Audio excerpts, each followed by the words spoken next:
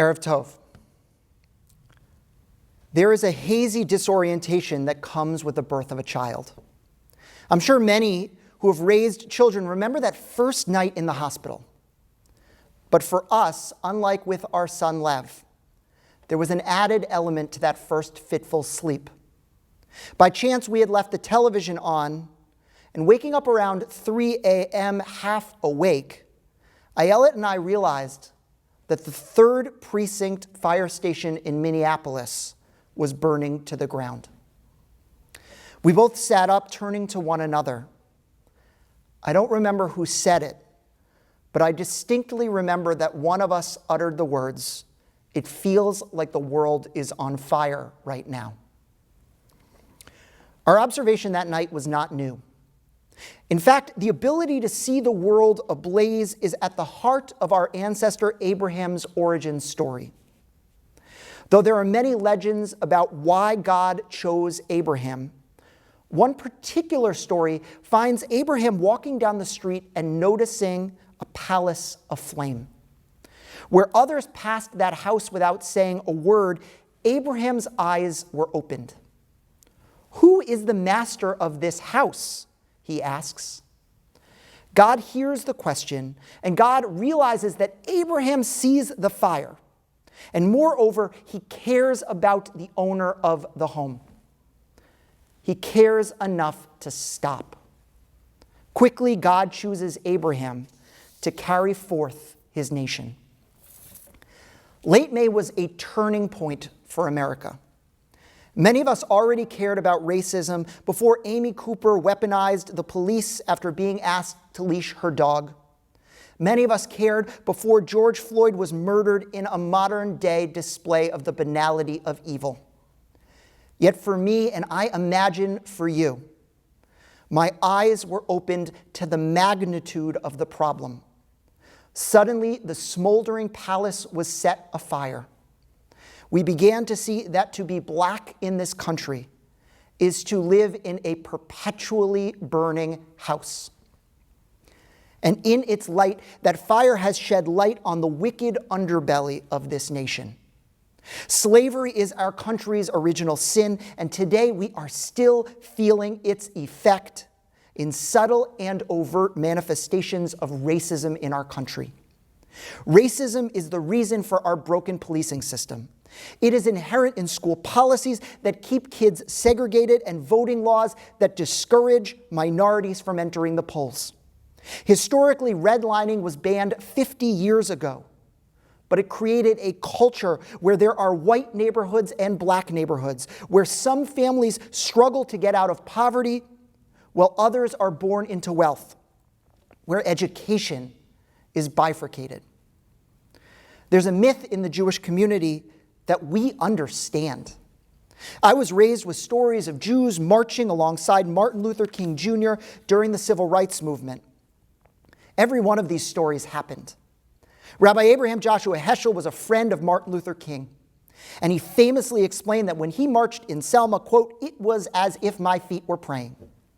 Joachim Prince, the rabbi of B'nai Abraham down the street from us, famously spoke before King's I Have a Dream speech, saying that in our world, quote, "the most urgent, the most disgraceful, the most shameful, and most tragic problem is silence."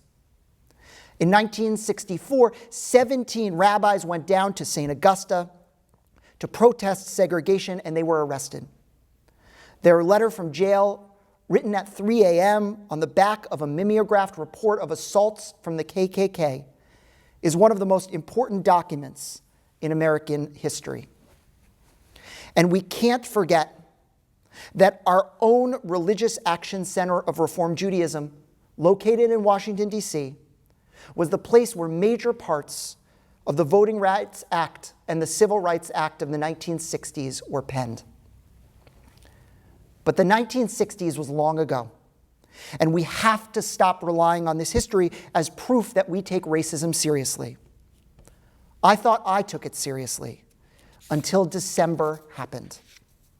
Many of you likely remember the meeting of the 4th Ward in Montclair when an invited official stood up and in one speech hit on many of the classic anti-Semitic tropes and dog whistles that we have come to fear in this era.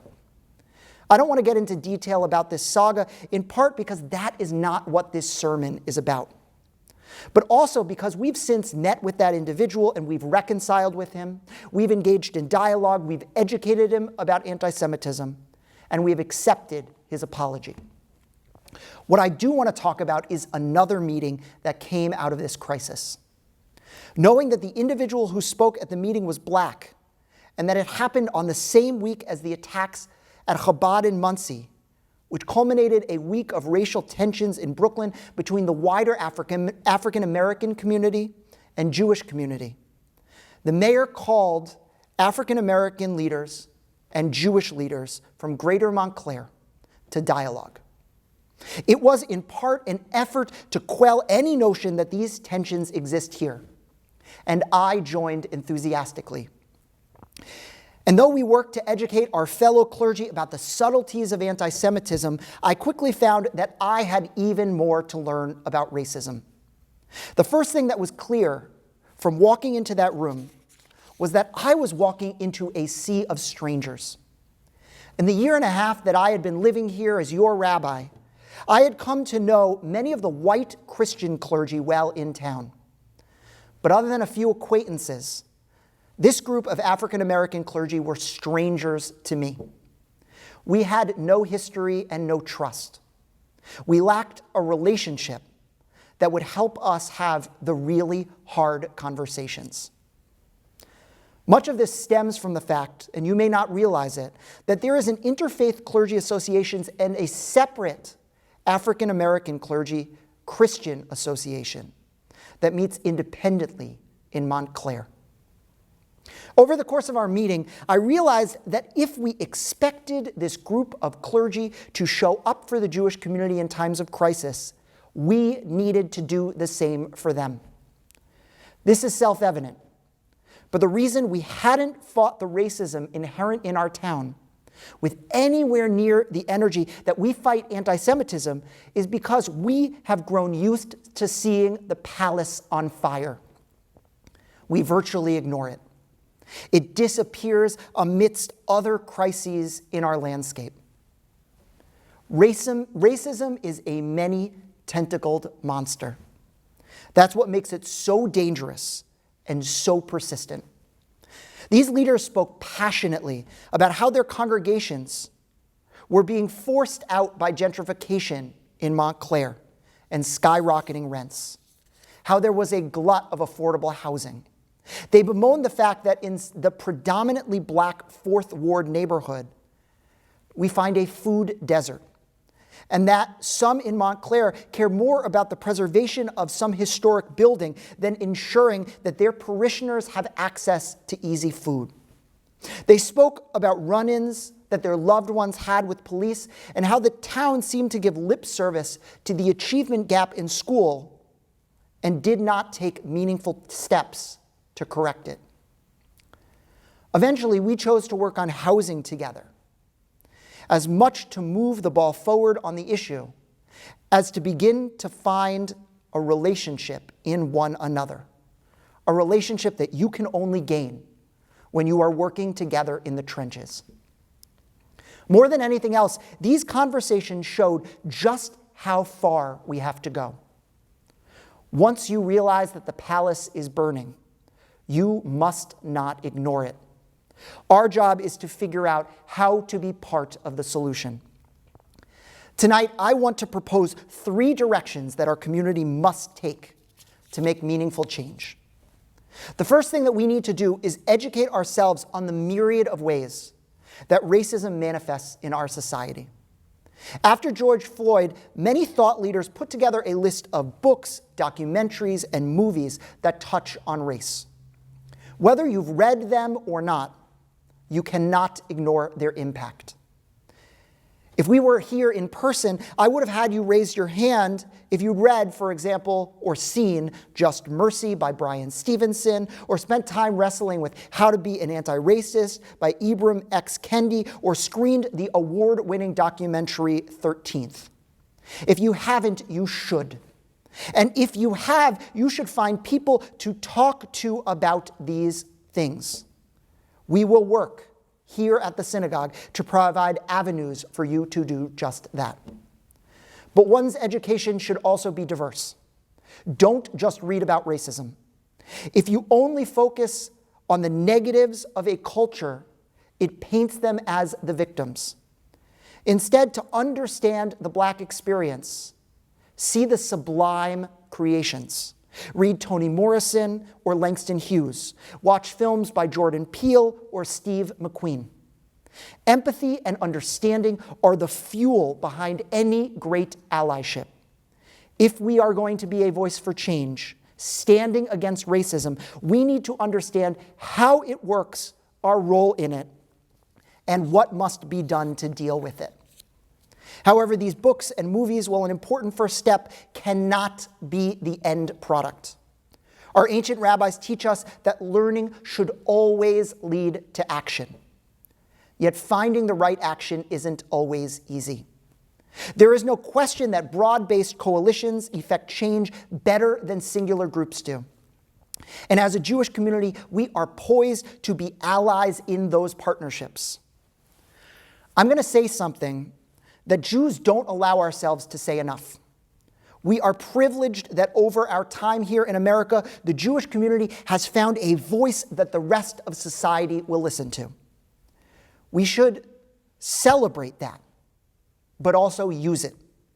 As hard as it was to hear, there were truths that were made after that crisis in December.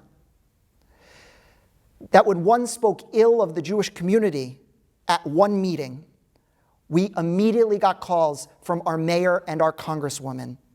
And when one swastika was drawn in the high school, when countless racism happens as well, it was covered by multiple newspapers. I will never apologize for using my status to speak out for my people, the Jewish people. But woe are we if we stop there and we do not raise our voice to amplify the needs of our neighbors. Our job is to listen to people of color and through their stories to better see the injustices around us. And when we do, it will become clear what needs our attention. In my conversation with folks doing this work, here are a few places we can start. We can look at our schools and we can ask, is there enough diversity in the staff that is teaching our children? Are there many types of voices on our respective school boards? Are Black and brown children graduating at the same rates as their white counterparts? We can look at our police department budgets and we can ask, are officers being sent out on calls that would be better done by trained social workers or drug counselors?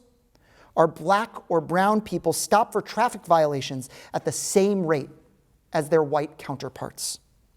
We can look at housing and ask, how do we ensure that we close loopholes that landlords use to avoid building low-income housing in their units?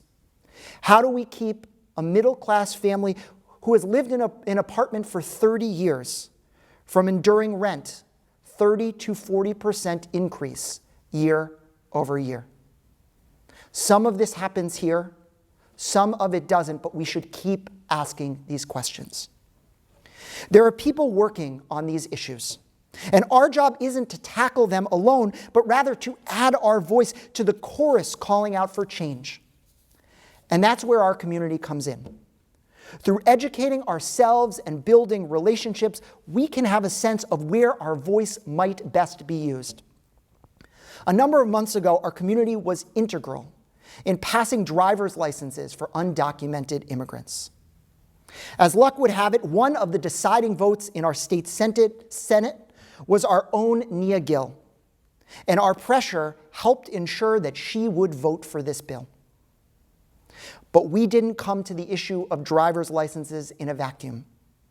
We listened to immigrants' rights groups who taught us why, among all the issues that needed their attention, they cared about driver's licenses. Then we paid attention to where our voice could help. Rather than support a bill that was going nowhere, we saw an issue that had legs, and we went after it. The same must be true about our racial justice work. Not every moment is ripe for leading. We have to listen to our partners on the ground who have been doing this work for decades. But as important as education and advocacy work are, perhaps the most important thing that we can do as a community is to get our own Ner Tamid house in order. Our third task of our community, along with education and action, is to make our community more welcoming, more open, and more embracing of Jews of color. Recent studies have shown that nearly 1 in 8 Jews are Jews of color. Yet consistently in report after report, study after study, article after article, these Jews report feeling othered in the Jewish community. Writing about this phenomenon, April Baskin, a well-known author and advocate for inclusion in the Reform movement, spoke about a conversation she had with a peer about a painful memory he had walking into a synagogue. She writes, "A young biracial Jew once shared with me the negative experience of people questioning other people's identity. If there are 5 Jewish people in a room, all of them white except for one person who's black, inevitably one of the white people will ask the black person, 'So how are you Jewish?' These behaviors are ingrained. And though we may understand racism on a large scale, we often forget about the subtle acts that each of us perpetrate when we are feeling comfortable, like in the familiar walls of our community." This past December, at the biennial conference of the Reform movement, Mara Gad was invited to present on her book, The Color of Love, a story of a mixed-race Jewish girl. One would think that this conference would be a safe place for her because it had thought to include her book in the rich tapestry of program. Unfortunately, the conference modeled exactly the opposite of what it intended. She was first denied her credentials as a presenter and told, quote, the real Mara Gad would need to come get them. Then people mistook her for staff, even though her credentials said presenter, and they asked her to help turn over a room. We may not have seen overt behavior like this at TNT, but I promise it is likely to happen one day if it has not already. And even if we've avoided scenes like this, even our best intentions can be hurtful. A simple game of Jewish geography seems like a nice way to connect to someone new, but it actually quickly reveals who is in and who is out, who was born Jewish and who converted, who could afford to attend a Jewish summer camp, and who could not. We need to take time. And in doing so, we need to ask ourselves hard truths about race in the world, and at the same time, ask ourselves how we behave within these walls. That's why I want to challenge every single one of us to get involved. We have begun a racial justice task force at our congregation, and we are looking for volunteers to raise their hand. And as outlined, it's going to have 3 mandates: education, action, and looking really hard at how we make our community the most open and embracing of Jews of color. Will you join me in this effort? But whether you do this work with us or not, the key is to remember that we can never become complacent. There is too much work to do. Thankfully, our eyes are open at the burning palace before us. And like Abraham, we ask, who owns this palace? The answer is simple. We do. And we can only put out this fire together. Erev Tov.